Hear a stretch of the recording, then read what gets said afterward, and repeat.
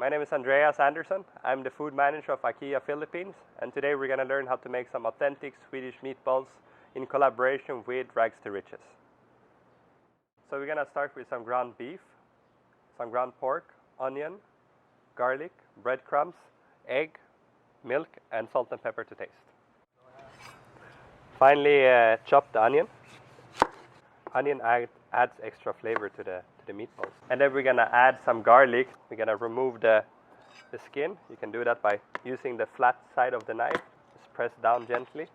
Chop off the ends just a little bit. And then we use our Swedish garlic press that you can get in IKEA. Then we get a big mixing bowl and we add all the ingredients together. The beef,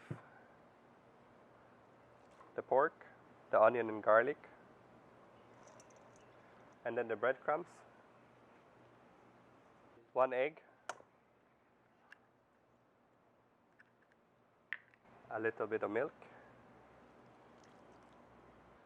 and then some salt and pepper.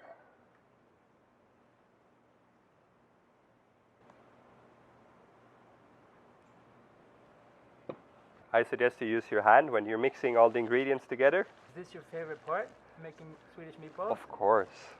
Once you're done mixing and it looks something similar to this, cover it with cling wrap and then put it in the refrigerator for about 2 hours. That will make it a lot easier for you to shape the meatballs and for them to hold their shape when you're frying them later. So after 2 hours in the refrigerator, we're gonna take our meatballs out. That would have given them enough time to firm out. A meatball should be around 15 to 20 grams. That's the ideal size. In school back in Sweden, this used to be my favorite dish. You stimulate every sense. You get the savoriness from the meatballs. The sweetness comes from the sauce. Lingonberry sauce that adds the tartness.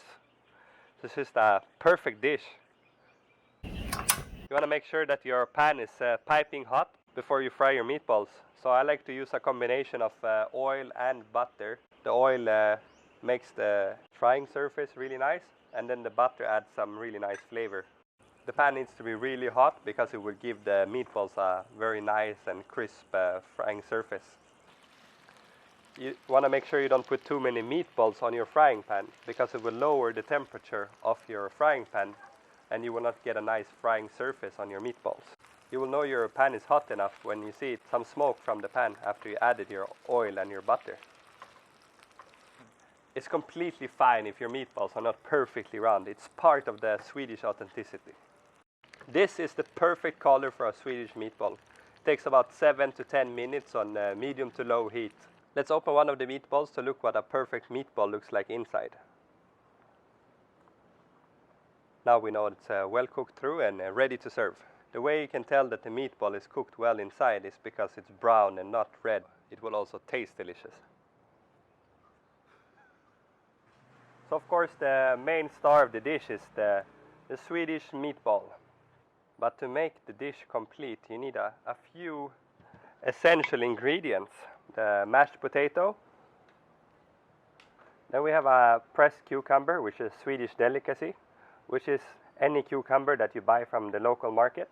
You mix it with vinegar, salt, pepper and sugar and let it sit for at least half an hour for it to really soak up all the flavor. And then we have the very iconic jam from Sweden, which is the lingonberry jam, made from lingonberries and essential to your meatball dish.